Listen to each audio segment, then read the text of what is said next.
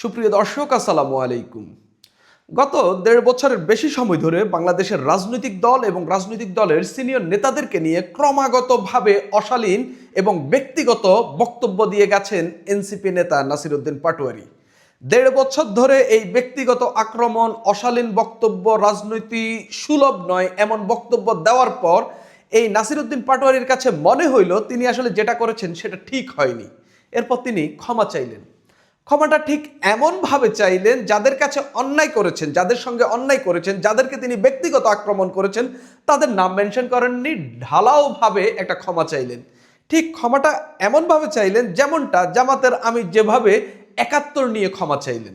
মানুষ ক্ষমা করবে কিনা আপনারাও খুব ভালো করে জানেন, আমিও বলবো আসলে মানুষ ক্ষমা করেছে কিনা।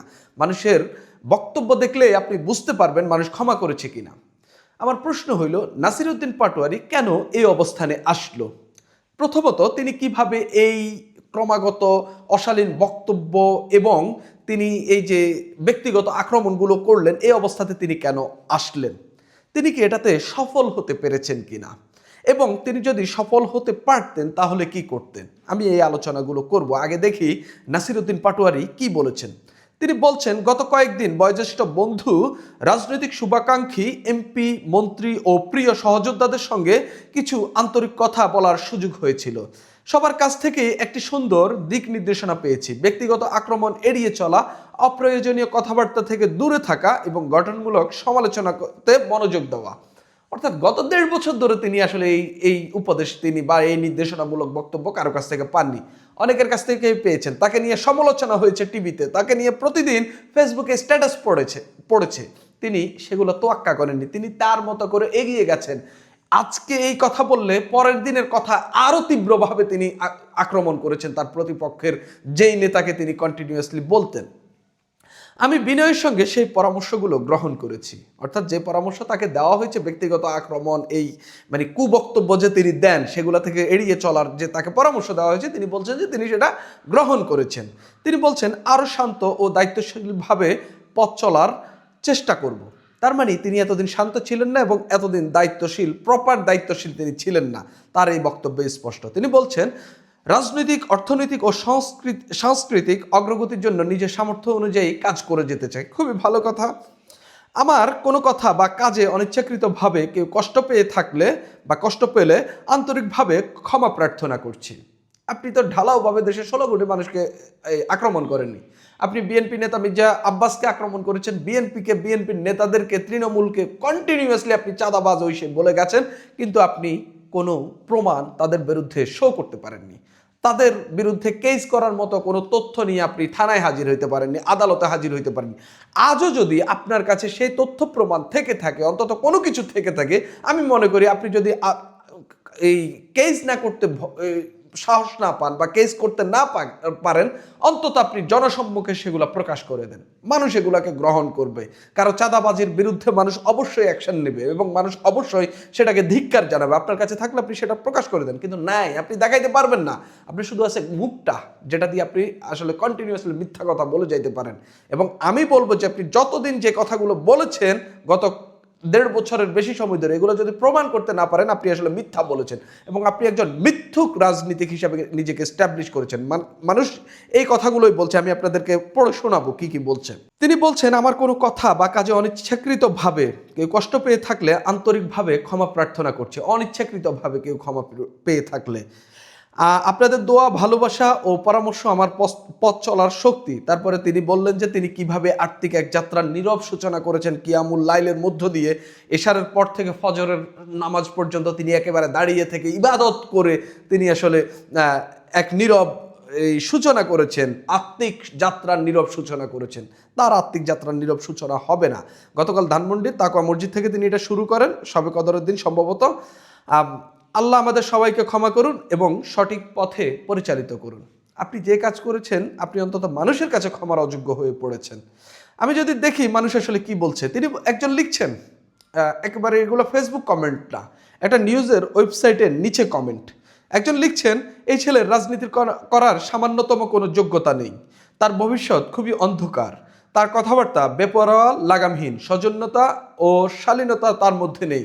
আল্লাহ তাআলা তাকে হেদায়েত করুন। নাসির উদ্দিনের জন্য মানুষ হেদায়েত চাচ্ছে। অশালীন কথা বলার সাময়িক মজা নিতে থাকো, তবে মনে রেখো রাজনীতি সাময়িক সময়ের জন্য নয়। খুবই সত্য কথা। রাজনীতি কোনো সাময়িক সময়ের জন্য, এটা লম্বা পথ, অনেক বড় পথ। আপনি যদি একবার ছিটকে পড়েন, মানুষ আপনাকে আর টেনে তুলবে না। আপনি যদি দেখেন যে যেই রাজনীতিকদের জীবনে ছোট ছোট পথ চলার সময় একেবারে মিডিয়াম টাইপের কোনো কলঙ্ক গায়ে লেগেছে, যে পর্যায়ে গেছে মানুষ তাকে সেই কলঙ্ক দিয়ে আক্রমণ করেছে, কেউই ছাড় পায়নি। এরকম অনেক লোক রয়েছে যাদের ওই কেলেঙ্কারিগুলো মানুষ কখনো ভুলে যায় না। জেনারেশন আফটার জেনারেশন তারা এগুলো মনে রাখে এবং তারা সেগুলো সামনে নিয়ে আসে। নাসিরউদ্দিন পাটোয়ারি ঠিক সেই কাজ, তিনি সেই বেস নিজের জন্য তৈরি করে ফেলেছেন এবং মানুষ তাকে এই আক্রমণ বলতে কথা দিয়ে, এবং তাকে যে তিনি যে কত হালকা একজন রাজনীতিক সেই কথা বলার স্পেস তিনি মানুষকেই দিয়ে দিয়েছেন। আরেকজন লিখছেন, রাজনীতিবিদদের ও সামাজিক কিছু দায়বদ্ধতা আছে, সবার পূর্বে প্রজন্মকে লক্ষ্য করে চলে কম বেশি। ওবায়দুল কাদের, হাসান মাহমুদের রাজনীতির ধারণ এখনকার প্রজন্মের মধ্যে প্রতিফলিত হয়েছে। এই নাসিরউদ্দিন পাটোয়ারি তার স্বভাবসুলভ আচরণে নিজেকে শিক্ষিত অভদ্র রাজনীতিক হিসেবে অশিক্ষিত ও অভদ্র রাজনীতিক হিসেবে প্রতিষ্ঠিত করেছে, যার ধারাবাহিকতায় পরবর্তী প্রজন্মেও এমন আচরণের লোক রাজনীতির মাঠে দেখা যাবে নিশ্চিত। যে যত নীতি কথাই বলুক, দিন শেষে সবাই কৃতকর্ম সম্পর্কে জানে। কেউ ঢোল পিটিয়ে জানায়, আবার কেউ অপেক্ষা করে কখন সময়ের যেখানে সময়ে বলে দেবে, অর্থাৎ সময়ের কথা সময়ে বলবে, এরকমটাই তিনি বলছেন। আপনি একজন লিখছেন, আপনি একজন উচ্চশিক্ষিত, নিজেকে খুব গুণী ভাবেন, নেতৃত্ব দেন, অথচ এখন আপনার উপলব্ধি হয়েছে বড়দের সম্মান দিয়ে কথা বলবেন, এতদিন এটা শিখেন নেই।